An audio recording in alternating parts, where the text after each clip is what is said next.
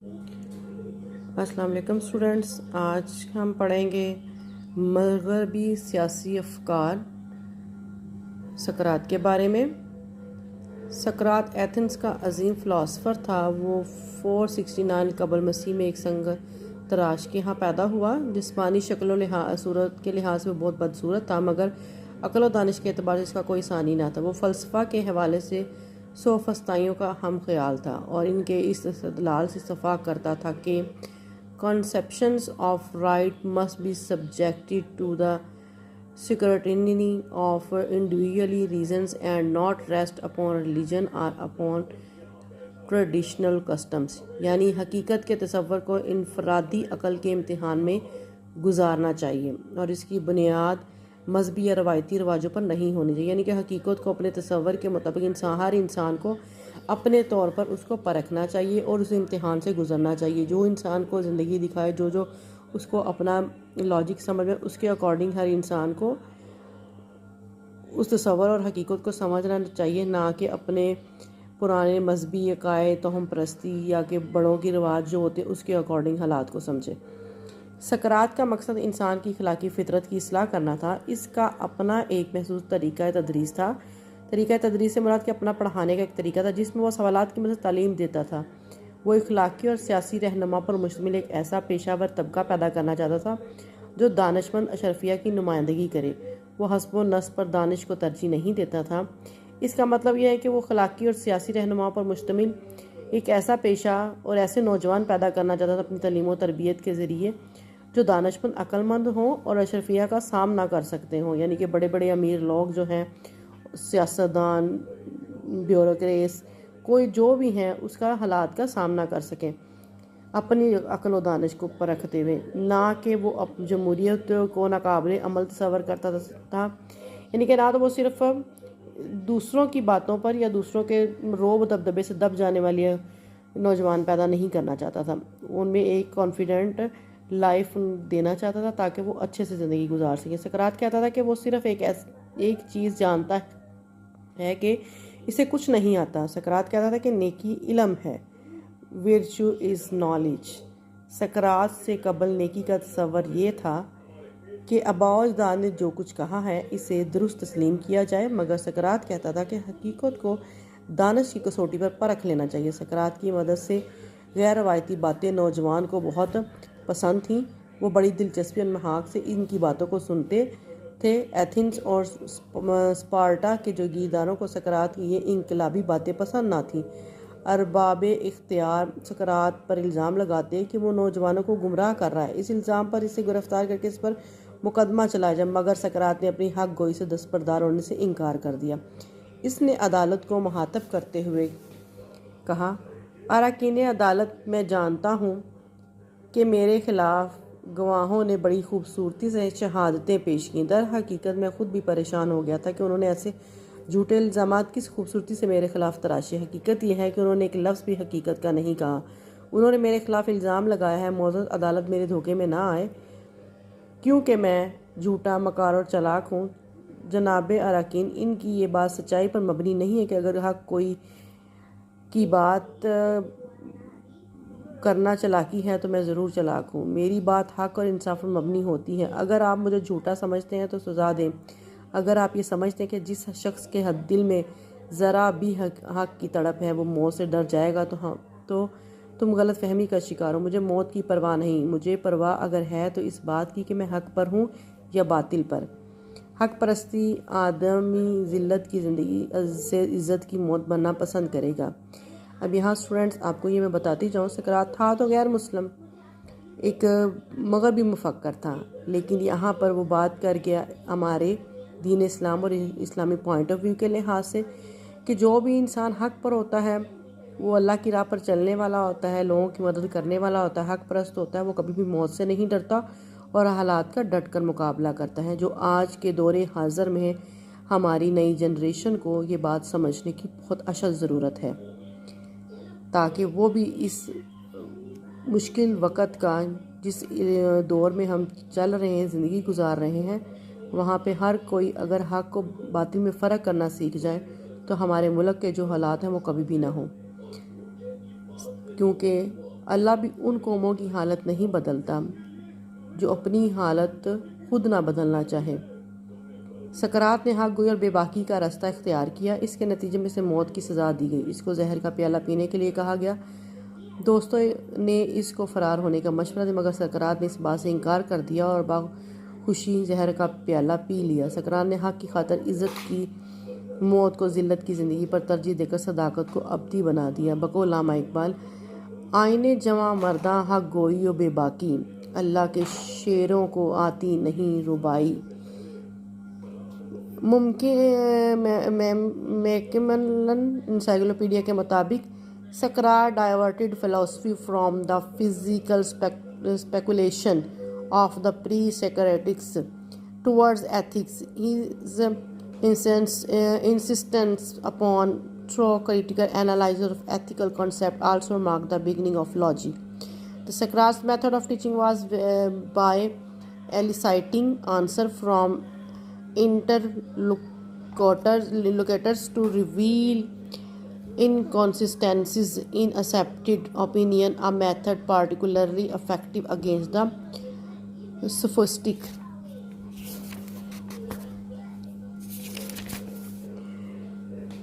His resolute stance against tyranny, whether exercised by the mob or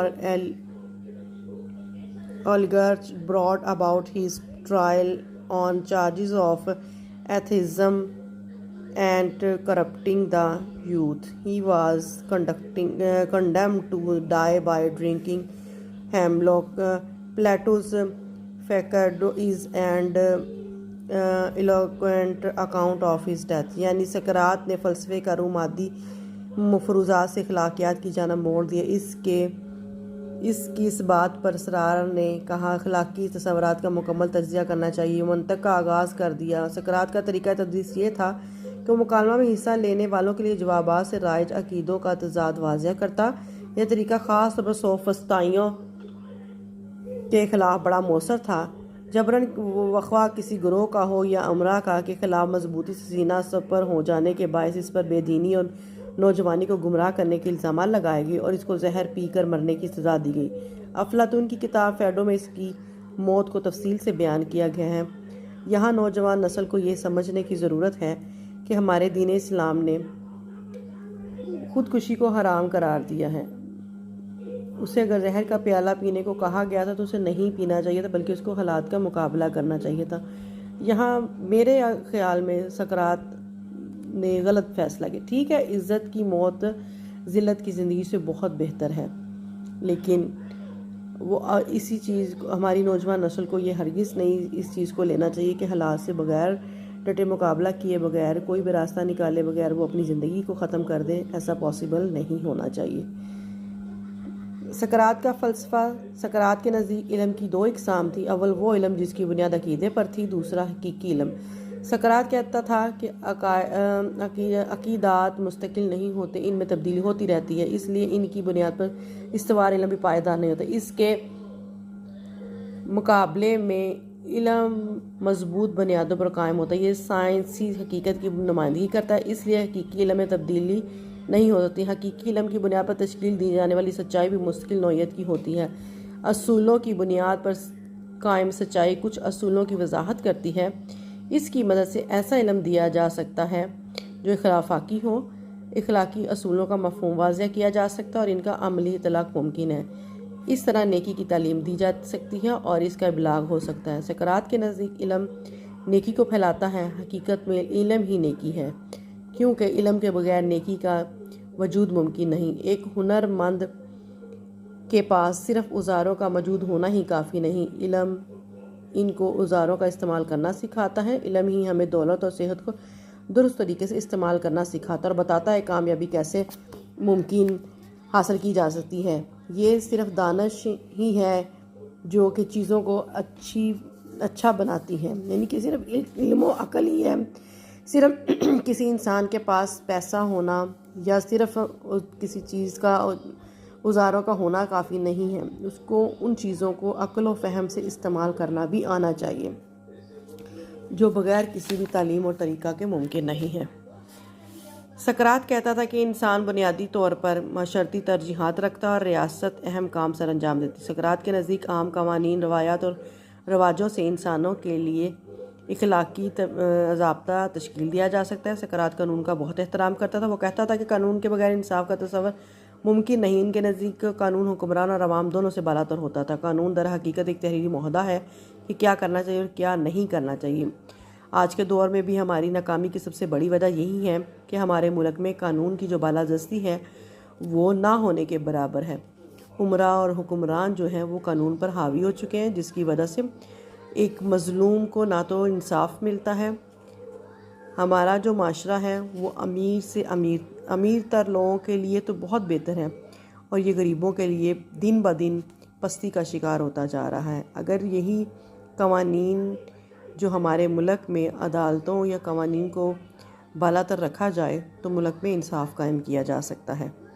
سقراط کی موت کی اہمیت 399 قبل مسیح میں 500 اراکین پر مشتمل ایک کونسل نے نوجوانوں کا اخلاق بگاڑنے اور غداری کے الزامات لگا کر سقراط مقدمہ چلا اور اسے موت کی سزا دی۔ سقراط یہ کہہ کر اپنے موقف سے دستبردار ہونے سے انکار کر دیا، جب تک میری سانس میں سانس میں حقیقت کا پرچار کرتا رہوں گا، میں اپنے کردار میں کوئی تبدیلی نہیں لاؤں گا، بے شک اس کے لیے مجھے 1000 جانیں بھی قربان کرنی پڑے۔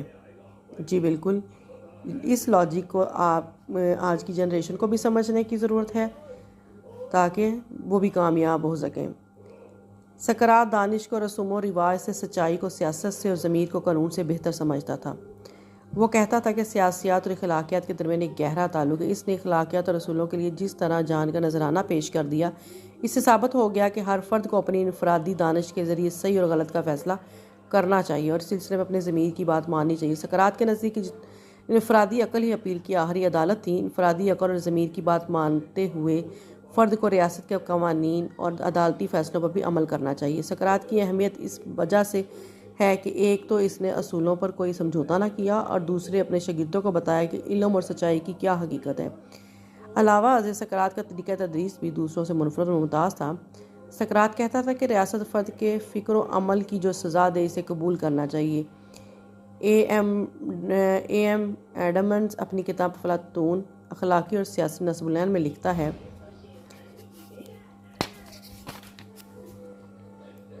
یعنی سقراط نے حابس کی طرح حکمران قوت کے غیر مسلط پسند اختیار اور غیر ذمہ داری پر زور دیا۔ قصہ مختصر یہ ہے، حقیقت ہے کہ سقراط ایک عظیم مفکر تھا۔ اس نے اپنے منفرد طریقہ تدریس سے منطق کی بنیاد ڈالی، سچائی کو علم قرار دیا، اخلاقیات اور سیاسیات کے درمیان فرق کو واضح کیا، اور سب سے بڑھ کر سچائی کی خاطر موت کو گلے لگا کر اپنی ذات کو علم و دانش کے فلک کا ایک درخشاں ستارہ بنا دیا۔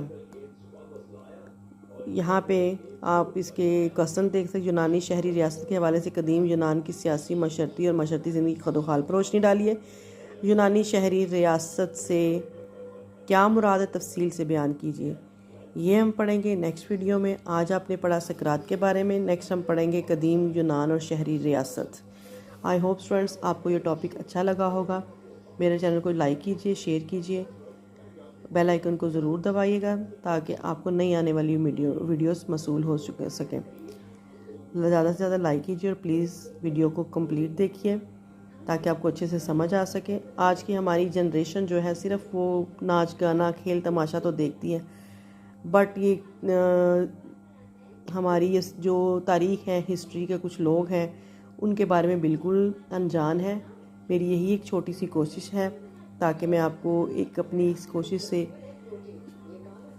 ایز ایک ہاؤس وائف کے ساتھ ساتھ ایک ٹیچنگ کا عمل جو ہے وہ ایک سمپل طریقے سے ایک ہماری نیو جنریشن تک پہنچا سکوں۔ مجھے پتہ ہے کہ ہماری جو نیو جنریشن ہے وہ زیادہ تر گلیمر کی طرف آتی ہے۔ میری ویڈیوز بہت سمپل ہیں، آئی ہوپ آپ کو سمپلی سمجھ آ جائے۔ کوئی اس میں نئے جدید ٹیکنالوجی اور فیسلٹیز تو نہیں ہے میرے پاس، بٹ آپ کو سمپل لاجک کے ساتھ، سمپل سٹڈی کے ساتھ ایک ایک پوائنٹ میں آپ کو اچھے سے پڑھا کر سمجھانا چاہ رہی ہوں۔ امید ہے کہ آج کی جنریشن کو یہ بات سمجھ میں آ سکے اور وہ اس پر توجہ دے اپنی سٹڈی کی طرف، اور ہماری تاریخ سے بھی واقف ہو سکے، کیونکہ کوئی بھی قوم اس وقت تک ترقی نہیں کر سکتی جب تک وہ اپنے ماضی میں یا اپنے جو پاسٹ ہے اس کی تاریخ سے واقف نہیں ہے، کوئی بھی واقف نہیں، اور ان کی غلطیوں سے کچھ سیکھ کر آگے نہیں بڑھتی ہے۔ ملتے ہیں ایک نئی ویڈیو کے ساتھ۔ Thanks for watching.